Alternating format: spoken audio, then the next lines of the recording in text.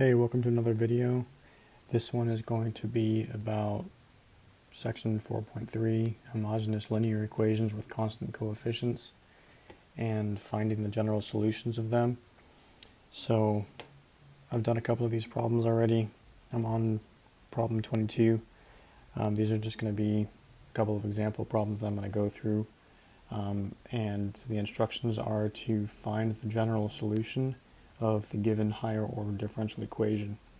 So the given differential equation is y triple prime minus 6y double prime plus 12y prime minus 8y equals 0. And we're going to be solving these equations using the auxiliary equation. So the auxiliary equation is going to be m cubed minus 6m squared plus 12m minus 8 equals 0. I'm going to try and see if there's a way to factor this by grouping. So if I take out an m squared from these first two terms, that's going to be m minus 6. There's no way that the second term can be m minus 6, so factoring by grouping is not going to work. If I were to pick a number, try to guess and check to see which number could make that true. Let's try 1. 1 minus 6 plus 12 minus 8. Is that true? Well, we have 12 plus 1 is 13, and then minus 8 and minus 6, that's minus 14, so that's not true. How about 2? Well, we have 8 minus 24 plus 24 minus 8, which makes it true. So we have m1 can be 2. Now we can use one of the roots to synthetically divide the coefficients and find the other roots. So we're going to write 2, and then the coefficients of the equation is going to be 1 minus 6, 12 minus 8. And then we bring down this first one here, multiply the 1 and the 2 to get 2, add the negative 6 and 2, so we get negative 4, multiply negative 4 and 2, so we get negative 8, add 12 and negative 8, so we get 4, 4 times 2 is 8, add those two, it's 0.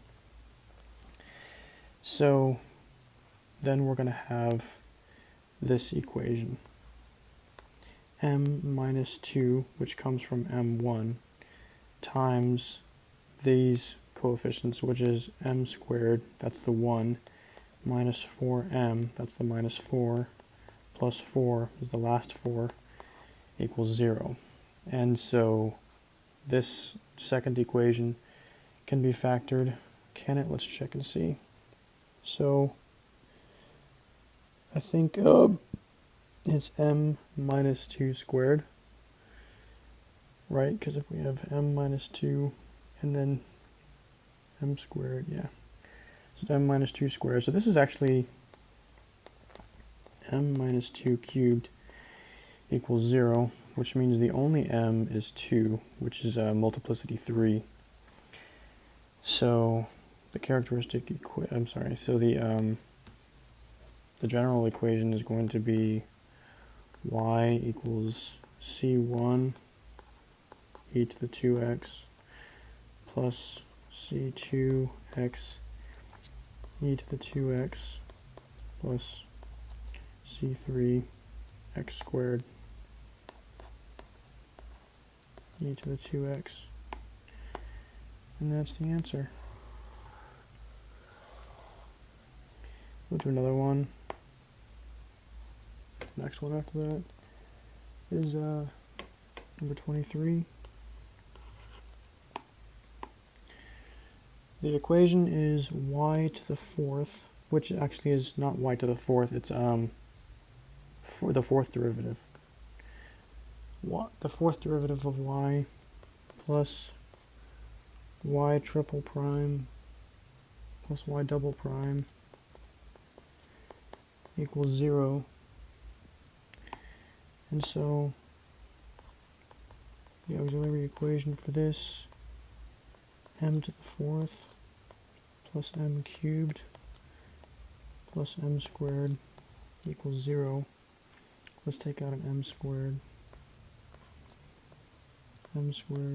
plus m plus 1 equals 0. We can easily see that one of the roots is 0.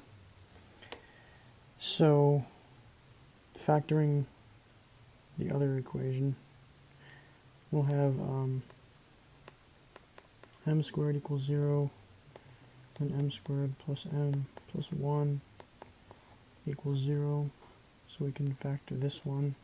Can we factor it?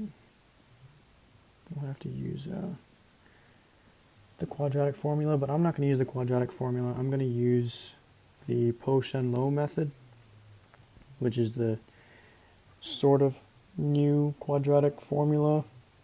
Apparently it was known by like the Babylonians and Greeks. And Carnegie Mellon professor Po-Shen Loh rediscovered it in 2019, started reteaching it, and I find it a lot easier to use than the quadratic formula. So, first of all, the way you use it is you can actually look it up on YouTube, Po-Shen Loh method, quadratic, and you should be able to find it pretty easily. So I'm not going to explain how to do it, but basically it's going to be -1/2 minus u, -1/2 plus u equals 1. 1/4 minus u squared equals 1, minus u squared equals 4/4 minus 1/4, which is 3/4, which means u is going to equal the root 3/2i. And then, in order to find the roots, m2 is going to equal -1/2 minus root 3/2i. M3 is equal to -1/2 plus root 3/2i.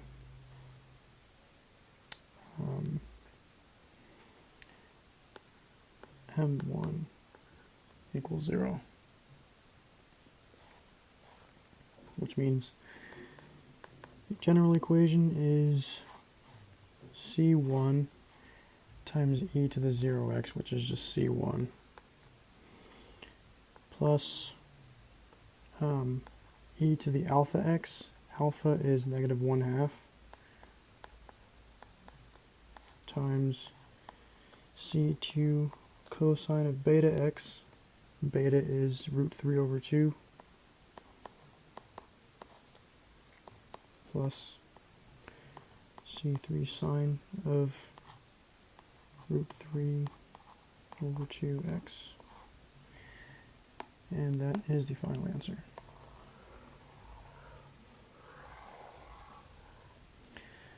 I'm not sure how much time has gone on in this video, but I'm going to end it there. I might make a video with another couple of examples, but I think that should be good enough for now. Thanks for